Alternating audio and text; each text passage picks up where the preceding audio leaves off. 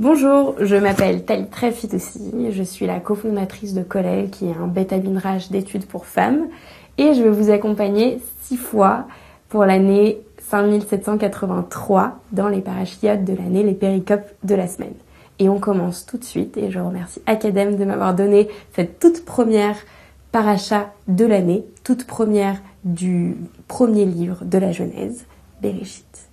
Dans ce récit inaugural, tout est nécessaire. C'est quand même la recette de l'humanité. Donc chaque ingrédient va avoir son importance. Et nous, on va parler d'un ingrédient précis. Un ingrédient qui revient 5 fois dans la paracha. C'est la racine du mot arom. Arom, rein, resh, même, nu, qui va revenir 5 fois. Et de sa relation avec un autre mot qui, lui, n'apparaît qu'une fois. Et pas seulement qu'une fois dans la paracha, mais qu'une fois dans tout le livre de Bereshit et que 2 fois dans tout le Pentateuque. Ça va être le mot boucha, ou en tout cas la racine du mot boucha, honte. Bet, vav, shin. Donc ces 2 mots, on va les suivre à travers 3 psukim que je vais vous lire tout de suite pour en avoir un peu le déroulé. Le premier pasuk où ils apparaissent les 2 ensemble, ça va être le verset 25 du chapitre 2. On dit « Vaishneem arumim » et ils étaient tous 2 nus, Adam veishto, l'homme et sa femme, velo idbosheshu, bosh, racine. Et ils n'avaient point honte. Ça, c'est le premier verset. On continue, après la faute, on va avoir un second verset. C'est le verset 7 du chapitre 3. Vatifakachna eneshneem, et leurs yeux se dessillèrent, vayadu ki erumim em, et ils surent qu'ils étaient nus, Arum, Vaitperu aleteena vayasu laem chagorot. Ils prirent des feuilles de vigne et ils s'en firent des ceintures. Donc nous n'avons pas une apparition cette fois-ci de la honte, mais on retrouve le Arum. Ils se voient nus. On va aller vers un 3e verset un peu plus loin, qui va nous dire, c'est un verset juste après. Donc ils se rendent compte qu'ils sont nus, ils ont fauté, ils vont se cacher, et là Dieu va les chercher, et il leur dit « Ayeka, où es-tu » Adam, sa femme, « Où es-tu, où êtes-vous » Et Adam va répondre « Vayomer et kolecha » Vayomer, il dit « Et kolecha shamati bagan » J'ai entendu ta voix dans le jardin. « Ve'ira » Et j'ai eu peur. « Ki erom anochi ve'echave » Parce que je suis nue et je me suis cachée. On retrouve Erom.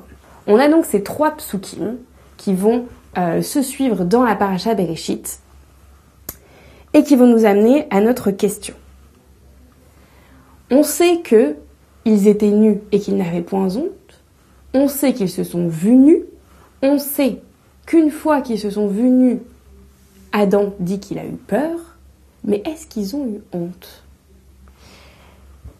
Donc, est-ce qu'ils ont finalement eu honte ? Et s'ils ont eu honte, de quoi exactement ? Et s'ils n'ont pas eu honte, pourquoi exactement ? Ok.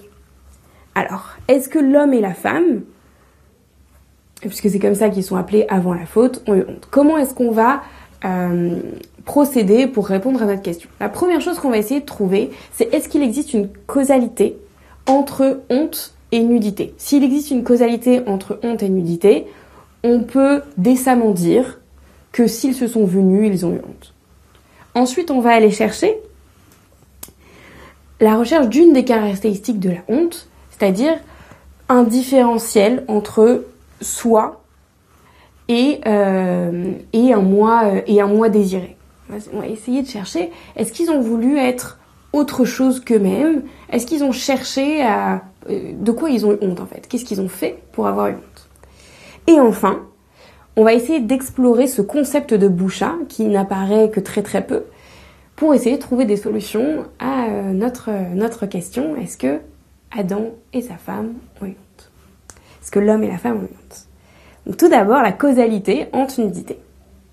D'abord, on commence par une définition. On définit la honte. C'est quoi la honte ? La honte, c'est un sentiment d'indignité, c'est un sentiment d'impuissance. Face à quoi ? Face à un différentiel entre mon moi réel et mon moi désiré. S'il y a adhérence entre ce que je suis et ce que je veux être, il n'y a pas de honte. Il faut qu'il y ait ce différentiel, d'où notre deuxième partie. Et en 3, c'est une honte qui va se mettre sur l'identité et non pas sur l'action. C'est là où on la différencie de la culpabilité. La culpabilité, elle va se poser sur l'action. La honte, elle va se poser sur l'identité. C'est donc un sentiment d'impuissance face à un différentiel entre moi désiré et moi réel qui se pose sur l'identité. Lévinas dira dans De l'évasion, ce que la honte découvre, c'est un être qui se découvre. On est totalement découvert, on révèle ce qu'on aurait aimé cacher, on révèle quelque chose qu'on n'est pas alors qu'on aurait aimé être.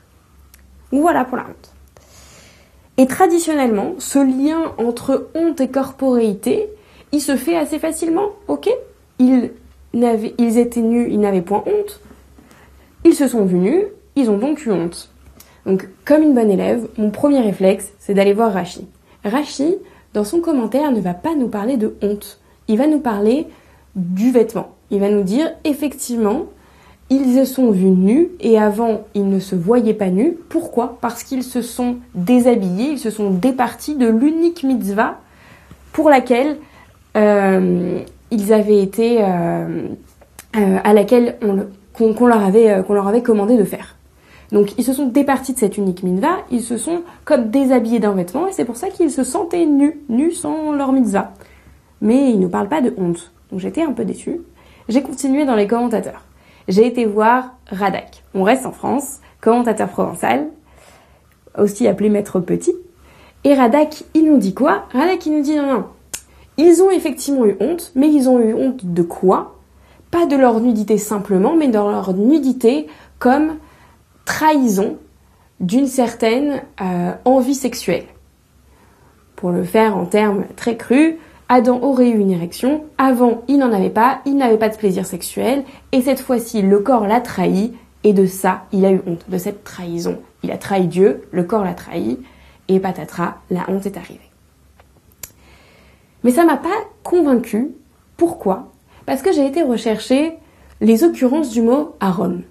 Et les occurrences du mot arom, en fait, on se rend compte qu'elles sont attachées à un autre mot qui veut aussi dire nudité, mais qui lui est beaucoup plus rattaché au plaisir sexuel. C'est le mot erva. Quand on regarde les occurrences du mot arom, on se rend compte dans le Tanakh qu'on le voit par exemple dans Kohelet, l'Ecclésiaste 5.14 où il dit comme celle de l'enfant qui sort du ventre de sa mère, ou dans Yov 21.7, Job, celle du pauvre, on parle toujours d'une nudité du dépouillement. C'est soit celle de l'enfant, soit celle du pauvre, mais c'est toujours une nudité du dépouillement. Quand on parle de nudité sexuelle, on va employer le mot erva. Typiquement, au moment où Noach va découvrir la nudité de son père, au moment de tous les interdits sexuels, lorsqu'on va dire lot égale erva, tu ne découvriras pas la nudité, on va utiliser le mot erva. Et donc, pour moi, c'était pas très concluant.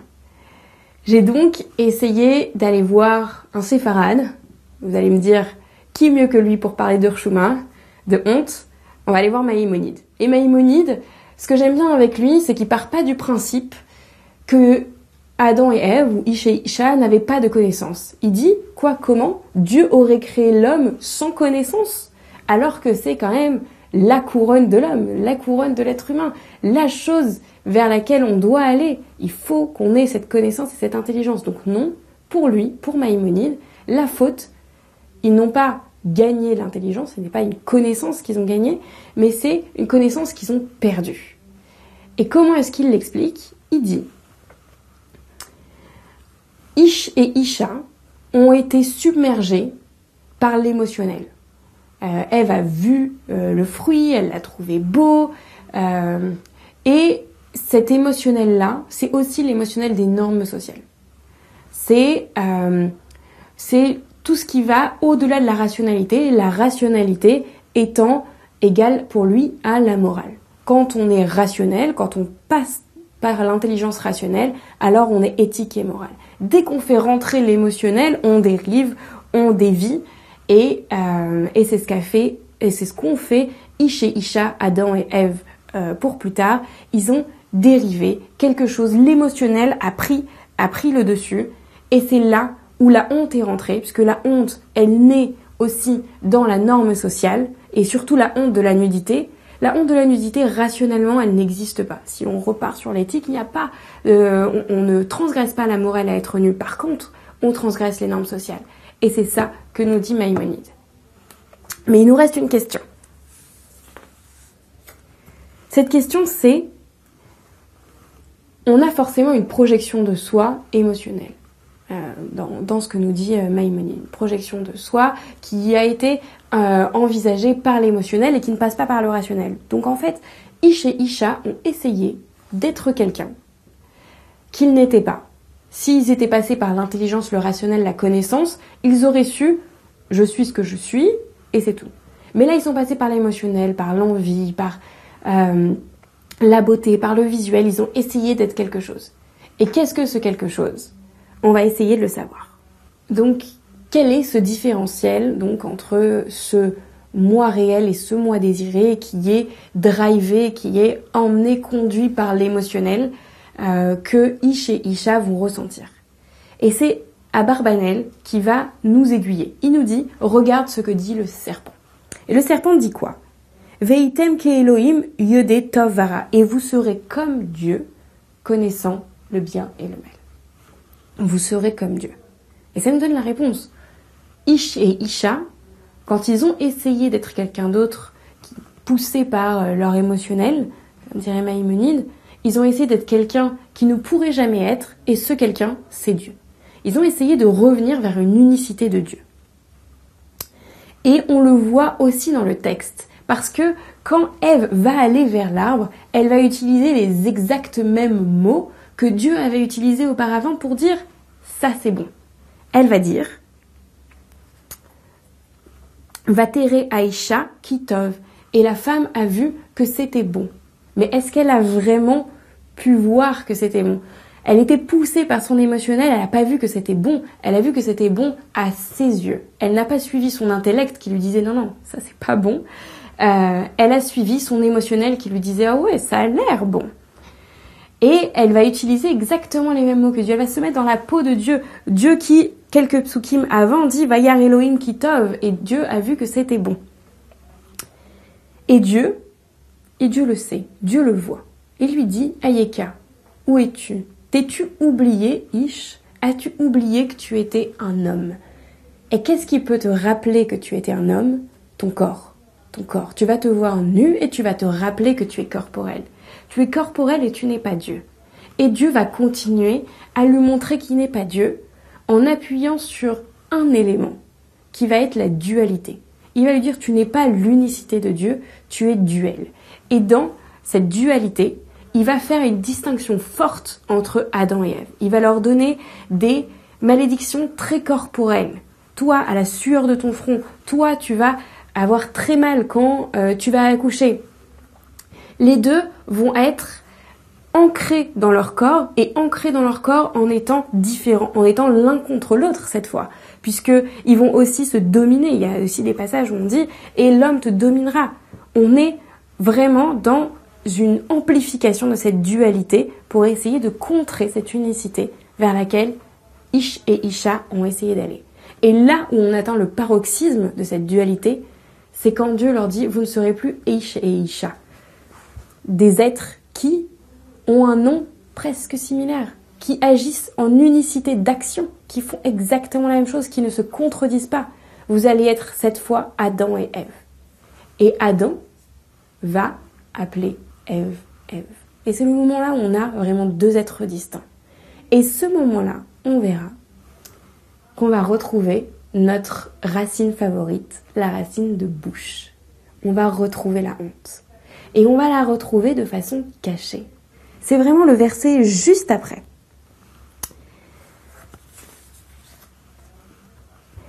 Un verset qui dit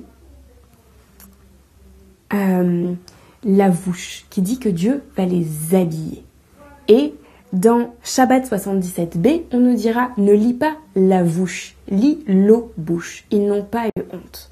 Et effectivement, on peut se dire, cette fois, qu'ils ont peut-être eu une honte interpersonnelle, une honte liée aux normes sociales, mais que c'était pas de cette honte, c'était pas la bouche que Dieu voulait, cette honte de la faute, cette honte quand on lit le verset, on imagine aisément et de façon automatique. On se dit, bah oui, ils ont fauté et ils ont eu honte. Et en fait, non. Ils ont eu honte d'être nus, ils ont eu honte émotionnellement, ils ont eu honte par rapport à la norme sociale du fait d'être nus, mais ils n'ont pas eu honte de la faute. Et Dieu va ramener cette faute en leur disant, je vous mets un vêtement.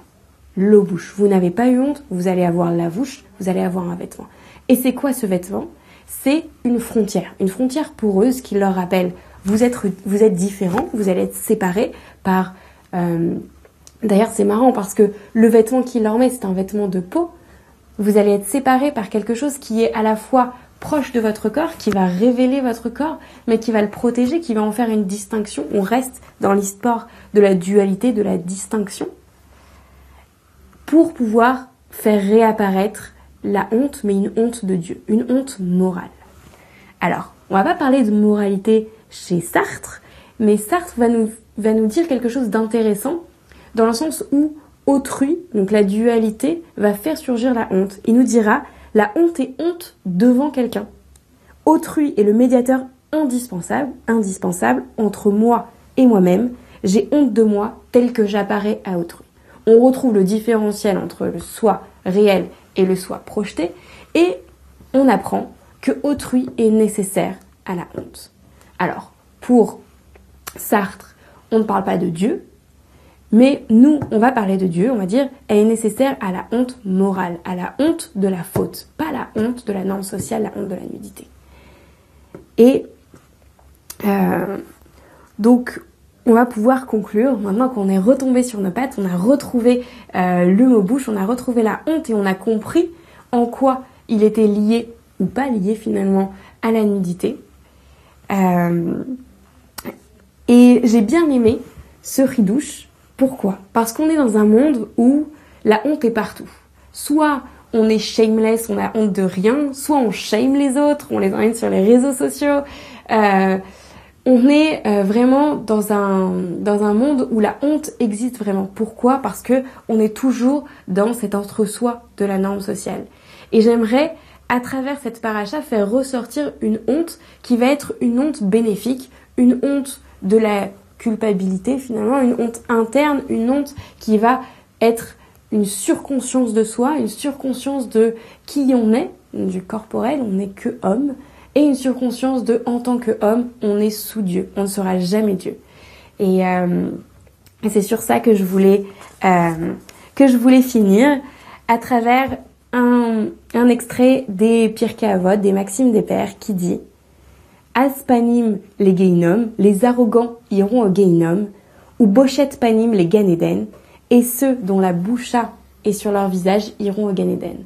Et peut-être qu'en cultivant cette boucha bénéfique, cette boucha personnelle, cette boucha devant Dieu, on se rapprochera du Gan Eden qu'on a perdu à l'ère de Bereshit. Merci beaucoup et Shabbat Shalom.